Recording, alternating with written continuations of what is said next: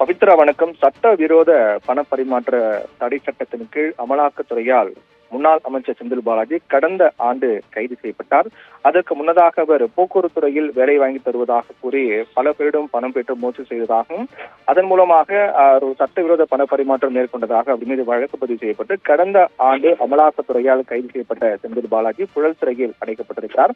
அதைத் தொடர்ந்து அவருக்கு நிவாரணம் கோரி, அதாவது ஜாமீன் வழங்க கோரி தொடர்ந்து அவர் சட்ட நடவடிக்கைகள் மேற்கொண்டு வருகிறார். முதற்கட்டமாக சென்னை மாவட்ட முதன்மை அமர்வு நீதிமன்றத்தில் ஜாமீன் கோரி மனு தாக்கல் செய்தார்.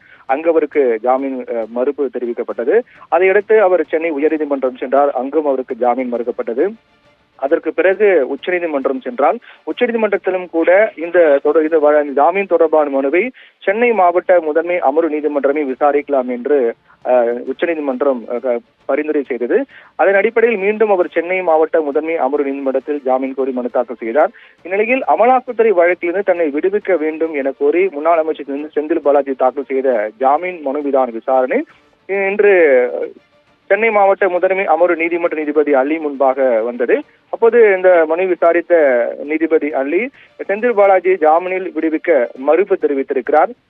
அதுக்கு ஏற்கனவே இதற்கு முன்னதாகவே இந்த உத்தரவு பிறப்பிற்கு முன்னதாகவே செந்தில் பாலாஜியுடைய கோரிக்கை தொடர்பாக பதில் மனு தாக்கல் செய்ய அமலாக்கத்துறைக்கு நீதிபதி அள்ளி உத்தரவு தந்தார். அதைத் தொடர்ந்து அமலாக்கத்துறையும் பதில் மனு தாக்கல் செய்தார்கள். அந்த பதில் மனுவில் செந்தில் பாலாஜி பொறுத்தவரையில் விசாரணை என்பது பலகட்ட வகையில் நடைபெற்று வரக்கூடிய காரணத்தால் அவருக்கு ஜாமீன் வழங்கினால் அது சாட்சியங்களை கலைக்கக்கூடிய வாய்ப்பு இருக்கின்றது என்றும் அதனால் அவருக்கு ஜாமீன் வழங்கக்கூடாது என்றும் தெரிவிக்கப்பட்டது. அதே போன்று செந்தில் பாலாஜி தரப்பில் தொடர்ச்சியாக அவருடைய உடல்நிலை கருத்தில் கொண்டு ஜாமீன் வேண்டும் என கோரிக்கை வைத்திருந்தார். ஆனால் உடல்நிலை பொறுத்தவரையில் அவர் அந்த அளவுக்கு முடியாமல் ஒன்றும் இல்லை என்றும் ஏதேனும் மருத்துவ உதவிகள் தேவைப்பட்டால் அவர் எங்கு சென்று சிகிச்சை பெற விரும்புகிறாரோ அங்கு செல்ல அனுமதிக்கு செல்லலாம் என்றும் அமலாக்கத்துறை தரப்பில் செந்தில் பாலாஜியுடைய ஜாமீன் மனு தொடர்பாக பதில் மனு தாக்கல் செய்தார்கள்.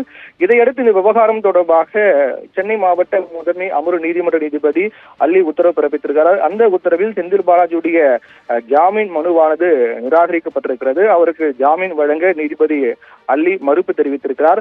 அதோடு மட்டுமல்லாமல் இந்த சட்டவிரோத பணப்பரிமாற்ற தடை சட்ட வழக்கு என்பது விசாரணை நடைபெற்று வரக்கூடிய காரணத்தால் அவருக்கு ஜாமீன் வழங்க நீதிமன்றம் மறுப்பு தெரிவித்திருக்கிறது.